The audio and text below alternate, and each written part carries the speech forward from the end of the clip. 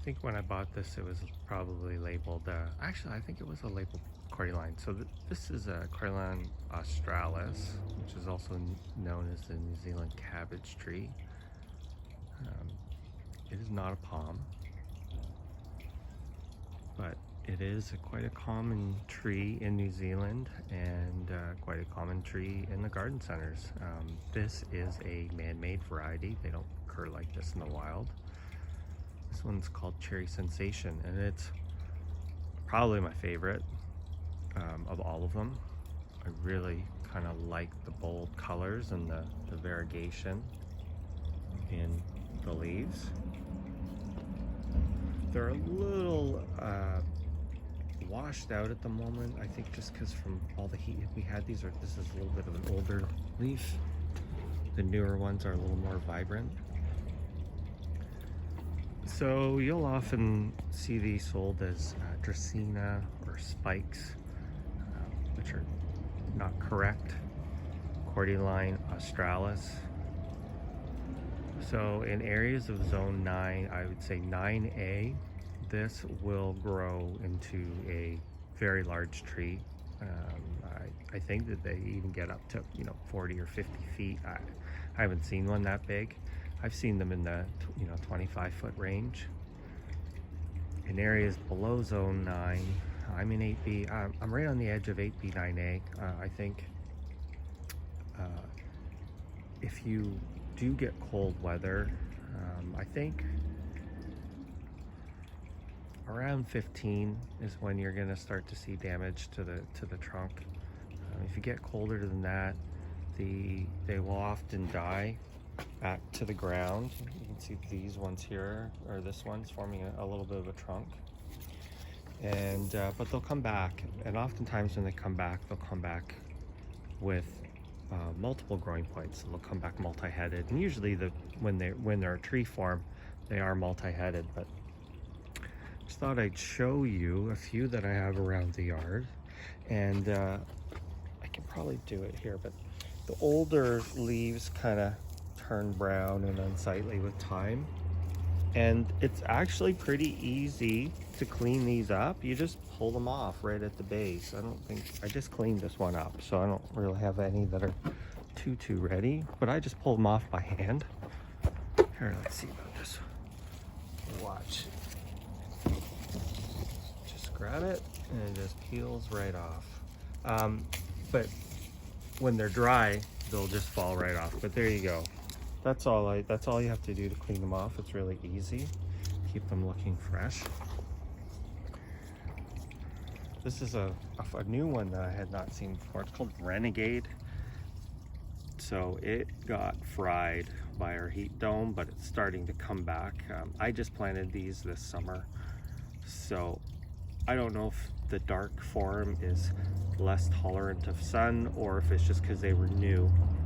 There are multiple plants in here. I actually bought it that way. That's the way I wanted it. So this is kind of a dark form.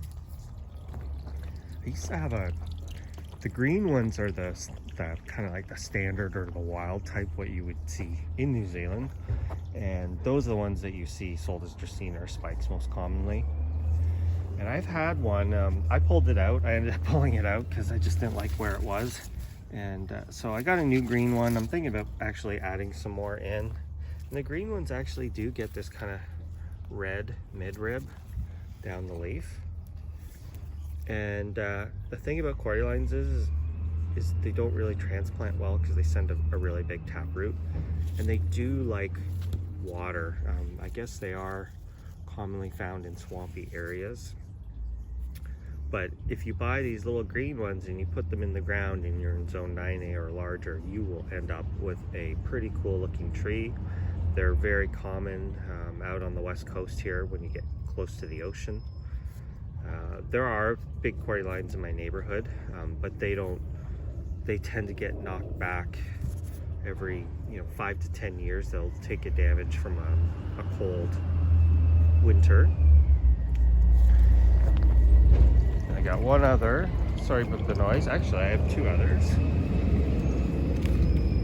That is called Cordyline Cha-Cha, which has kind of a reddish growth, fades to green yellow.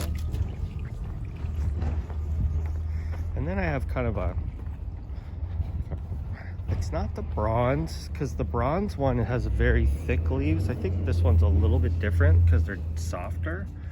And I planted these ones this year as well too, and they're doing quite well. So typically around me, zone 8B, Oregon, they'll grow to, I don't know, they might make it to 8 feet or so, and they kind of get knocked back. My neighbor has some that actually look almost like giant yuccas. They're so huge, they got to be 6 feet across. But there are, if you're in a warm pocket and if it has the right kind of sighting, you will see them get big. In Portland, we do have some warmer areas along the Willamette, and there are actually some pretty big Cordylines out there, 15-20 feet in the city, and they will flower and they will set seed, and you can grow them from seed. But the green version is generally considered the hardiest, and the different colored versions a few degrees less hardy. There's another one that you'll see a lot. It's called Torbay Dazzler, and that is more of a yellow and brown. I personally don't like those colors that much, so I don't have it in my garden. So I did have the green farm for a while, and then I kind of redeveloped that area, so I pulled it out, and because they don't like transplanting, I just kind of chucked it. But I've decided to go back to some Cordylines and start them out again.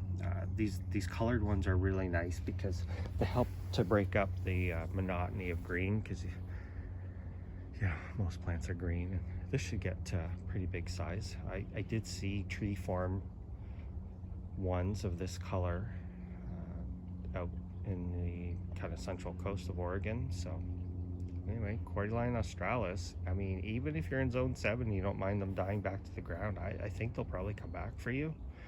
And for the whatever $2 or whatever they sell them for at Home Depot or Lowe's, or it's worth a shot. What have you got to lose? Thanks for watching.